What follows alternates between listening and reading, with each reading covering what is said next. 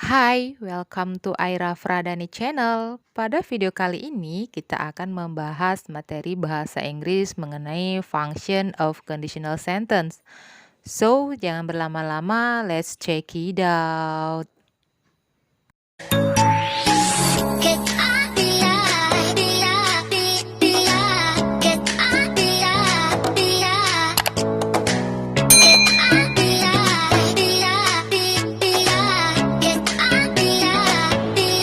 Oke, function of conditional sentence, fungsi dari kalimat pengandaian itu the first, reminder sebagai peringatan, and the second, suggestion sebagai saran, and then imperative sebagai perintah, and the fourth, general truth, kebenaran umum, and the last one is dream, mimpi.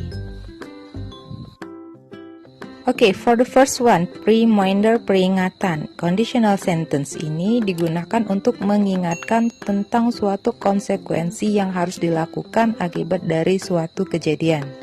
Jadi dia ini sebagai peringatan. Adapun the pattern, if clause and main clause. For the if clause, if plus simple present tense, and for the main clause, have to or has to or must plus simple present tense. And note yang perlu diingat, have to, has to, and must itu artinya harus. Example for reminder, peringatan. Jadi ini contoh conditional sentence yang fungsinya itu sebagai reminder atau peringatan. If you want to be success, you must work hard. Jadi, jika kamu ingin menjadi sukses, kamu harus bekerja keras. From this sentence, we can see that if plus simple present tense and must plus simple present tense, yang artinya if jika and must harus. And for the second one, if she wants to be a good singer, she has to practice a lot. Jika dia ingin menjadi penyanyi yang baik, dia harus banyak berlatih. From these sentences, if plus simple present tense and has to plus simple present tense. Jadi di sini dia menggunakan must or has to. Oke, for the suggestion, saran. Conditional sentence ini digunakan untuk memberikan saran. Yang perlu diingat, yang membedakan sebuah saran dengan peringatan adalah keharusan. Saran bisa dilakukan atau tidak tergantung dari tingkatnya, sedangkan peringatan harus dilakukan karena hal itu merupakan suatu konsekuensi. Jadi itu beda antara suggestion and reminder. Oke, for the pattern, if plus clause and main clause.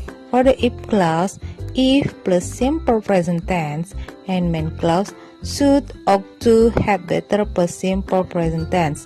And note yang perlu diingat, should artinya harus atau lebih baik atau sebaiknya. Ought to and had better itu artinya lebih baik atau sebaiknya. Jadi should, ought to, and had better itu mempunyai arti yang sama, lebih baik atau sebaiknya. Oke, for the example for suggestion, saran. Jadi ini contoh dari conditional sentence yang fungsinya sebagai saran. If you don't want to be late, you should go earlier. Jika kamu tidak ingin terlambat, kamu sebaiknya pergi lebih awal. We can say that if plus simple present tense and you should plus simple present tense. Jadi di sini should artinya sebaiknya.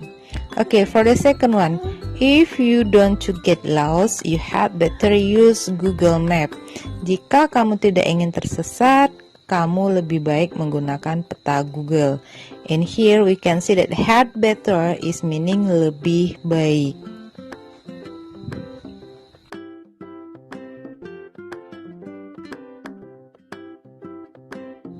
Oke, next untuk function yang ketiga, imperatif atau perintah. Conditional sentence ini digunakan untuk menyuruh orang agar melakukan suatu aksi.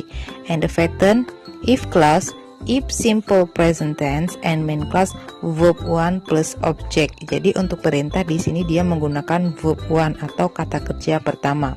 For the example, Contohnya, if you don't want to be late, eat, get ready soon. Jika kamu tidak ingin terlambat, bersiaplah segera.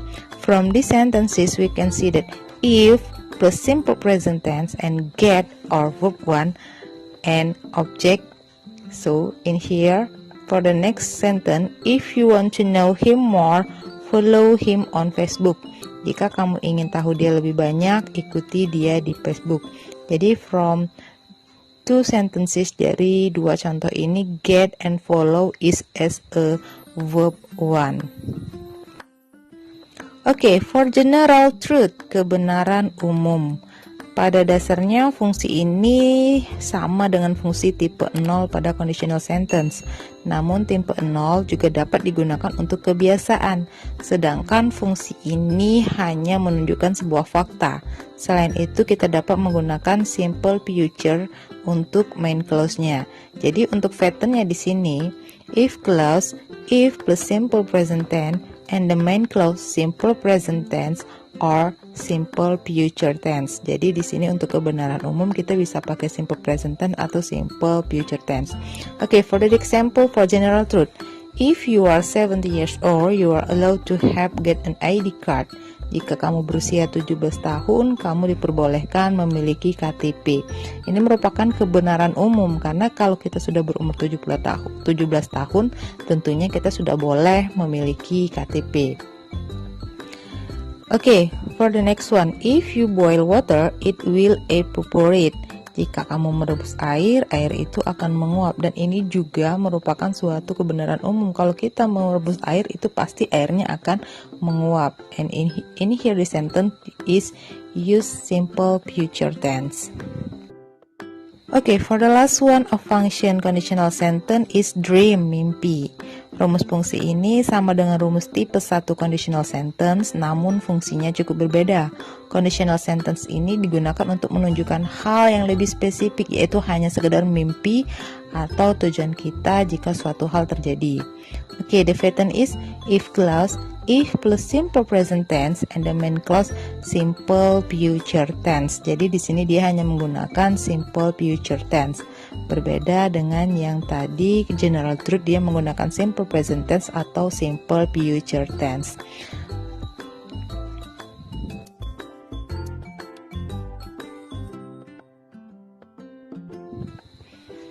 Oke, for example, for dream, mimpi. Jadi ini contoh untuk conditional sentence yang fungsinya sebagai mimpi. If I have a lot of money, I will buy a car. Jika aku memiliki banyak uang, aku akan membeli sebuah mobil. Jadi dia punya impian, kalau dia sudah punya banyak uang, dia akan membeli sebuah mobil. And will in here itu merupakan salah satu tanda bahwa simple future tense yang digunakan pada kalimat ini. Okay, for the second one, if I become a teacher, I will be good a teacher. Jika aku menjadi seorang guru, aku akan menjadi seorang guru yang baik. Jadi di sini dia punya impian, kalau dia sudah menjadi seorang guru, tentunya dia ingin menjadi guru yang baik.